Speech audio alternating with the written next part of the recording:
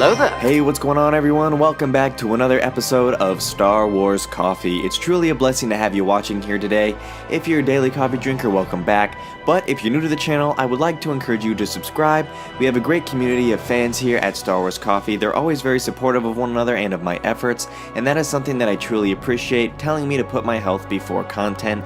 And I really do appreciate that, and I do my best to respond to the comments. So if that sounds like something you'd like to have, is me responding to your ideas or your thoughts on a video, this is the place for you. But with that being said, let's get into today's video. Alright everyone, today we are going to be talking about Episode 9, The Rise of Skywalker. And this story that we're going to be talking about, it did break a couple of weeks ago, but I didn't get a chance to make a comment on it, and I thought it would be worth doing, so I'm going to wrap it up here in this video for you. So we are going to be talking about the fact that The Rise of Skywalker has been editing on set while they were filming the film. And now, the reason I think this is a big problem, well, there's several reasons. One, I think Disney and Lucasfilm are very aware that The Last Jedi got an extremely mixed review, despite what Rian Johnson said about hearing 80% positive things versus the 20% negative. But I do think that there is some, idea that Lucasfilm knows that this wasn't exactly the movie that everybody was expecting. It wasn't kind of what everyone wanted in terms of character development, specifically between Luke and Rey, when we all thought that they would reveal who Rey was, and most fans were thinking that it would be Luke as the father. And so that took a drastic turn when we found out that Rey is essentially no one, and that they took the social justice warrior position to make Rey an empowerment feminist character, which she's a good character, she does well, but that is the discrepancy between people who really liked the movie versus people who didn't, is that was the biggest problem that there was. And this is why I think this ties into them editing the film, because Rian Johnson did 8, Abrams did 7, and Trevorrow was gonna do 9, but now he's not, because they had differences in where they wanted the story to go. So he had a draft for the film, they threw that out, and then they had to bring JJ back to kind of rewrite it, and then he had to edit it while they were shooting the film. And this is why they had to edit what they shot on set while they were filming, to make sure that the story would be fluent and that it would actually make sense. And also for the fact that they did decide now, over a year after, if you remember during the Rogue One controversy about the CGI Leia, when they said that they wouldn't be adding Leia into any of the future films after she had passed away, they decided, well, that was just, we're gonna do it anyway. So now that they're doing that, J.J. Abrams has a ton of stuff on his plate. I'm not saying this is his fault, he kind of just got thrown into the mix, but I'm saying that this is a problem for Episode 9. Because now you have this story that fans are already very distant on in terms of where they can agree and disagree on what good parts of the film were. But now you also have the fact that Leia is going to be incorporated into the story based on the last movie that JJ did, based on scenes there. So it's going to have to tie into The Force Awakens more than it will The Last Jedi if it hopes to incorporate Leia.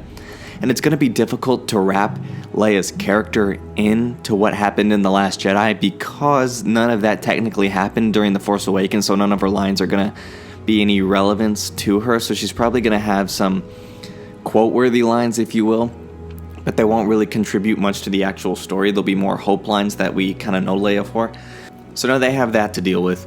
And then they have the fact that they had to rewrite the film, and now they had to rewrite the film in order to fix that Leia could actually be in 9. So there's just kind of all sorts of small problems that could just end up in the movie being really disoriented and really not put together well.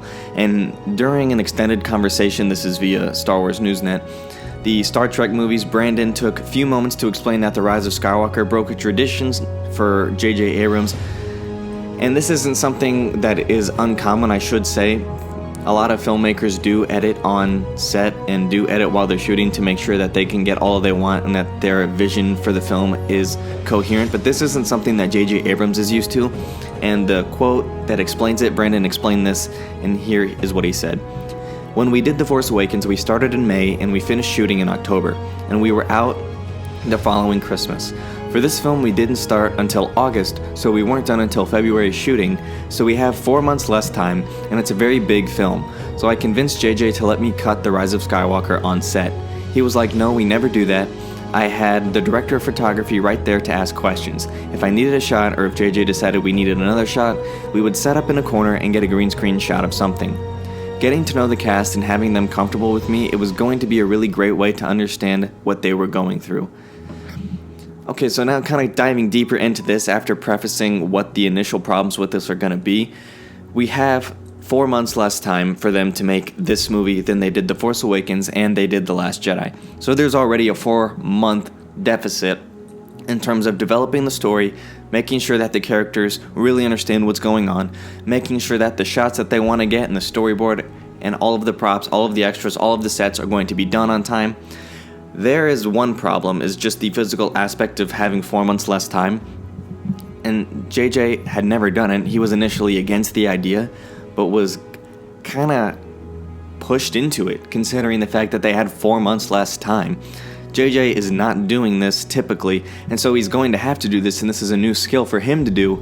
While I don't see it's going to be a really bad thing in terms of, editing the film, it's going to be difficult to weave the storyline together, because what this tells me is that they're still kind of making sure the story fits together. And that is where all of this ties into my overall point, which is going to be that this is either going to pay off or this is going to be a really broken and segmented story that's not really going to fit with The Force Awakens, to The Last Jedi, to The Rise of Skywalker. Because it seems like The Force Awakens was its own thing. And The Last Jedi, while it did connect, where there was no time jump, it kind of really felt like its own movie too, considering that for most fans, it felt like the characters took a turn, like a straight turn from where they normally would to like left field. And so now you have to, JJ he has to mend this problem in the last Skywalker movie of Star Wars, which is already a big ask. And considering this is probably the biggest movie in Star Wars, this is going to be an even more decisive and indecisive movie to people who either like it or don't like it. This is going to kind of be a rift in the Star Wars community, depending on how well this actually goes. So I just kind of wanted to take a minute, I guess, 6 at this point, and say that this could really be a problem for The Rise of Skywalker.